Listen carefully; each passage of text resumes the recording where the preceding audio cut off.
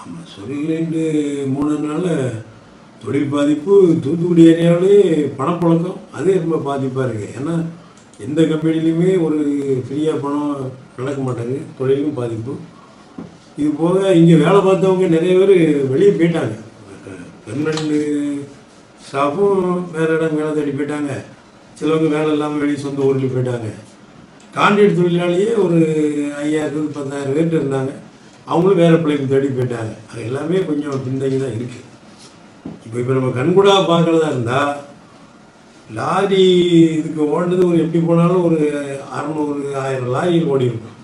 அந்த லாரிக்கு போனால் கொஞ்சம் கொஞ்சம் வெளியே வேறு வேலை இருந்துச்சு. நிறைய விற்றுட்டு போயிட்டாங்க. நாமக்கல் திருச்செங்கோட்டில் உள்ளவங்க வண்டியை கொண்டு போயிட்டாங்க.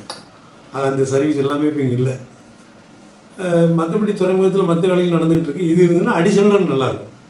சரி, இப்போ ஓடிச்சுன்னா இது போக ரெகுலராக ஒரு 5000 பேர் உள்ள வேலைக்கு போக வர அவங்களுக்கு சாப்பாடு, காபி சாப்பாடு, ஹோட்டல், பிறகு லாரிகளுக்கு பஞ்சர் பார்க்குற கடை, வேமெண்ட் பார்க்குற கடை, அப்படி என்னன்னா எல்லாமே ஒன்று சார்ந்து நிறைய தொழில் எல்லாமே நின்று இருக்குது. அதனால் இந்த இடமே களை இழந்து போச்சு. தூத்துக்குடிலேருந்து வந்தோம்னா சரி பக்கம் வந்தோன்னா களை இழந்து போய் எல்லாம் மூடி இருக்குது. அப்புறம் அது ஓடினா தான் நல்லாயிருக்கு. இன்னும் ஒரு வீண் வதந்தி தான் அது. அதில் அது வருது இது வருதுன்னு வதந்தி சொல்லி பாட்டுட்டாங்க. மற்றபடி நாங்கள்லாம் அதில் வேலை தொழில் பண்ணால் தான் 22 வருஷம் 20 வருஷம் வேலை பார்த்துருக்கோம். எங்களுக்குலாம் எதுவுமே கிடையாது.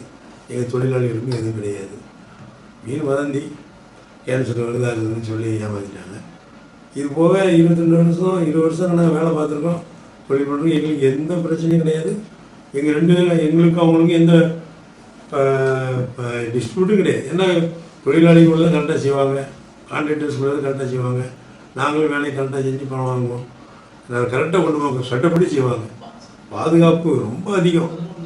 ஒரு தொழிலாளி அவ்வளோ பேருக்கும் பாதுகாப்பு, இன்சூரன்ஸு, இஎஸ்ஐபிஎஃப், இஎஸ்ஐபிஎஃப் எல்லாம் போட்டு அவ்வளோ செக்யூரிட்டி அதனால அவ்வளோ பாதுகாப்பு கொடுப்பாங்க. எந்த ஒரு 2 வருஷம்லாம் 0 ஆக்சிடெண்ட்டில் இருந்தாங்க. ஒரு ஆக்சிடென்ட் கிடையாது.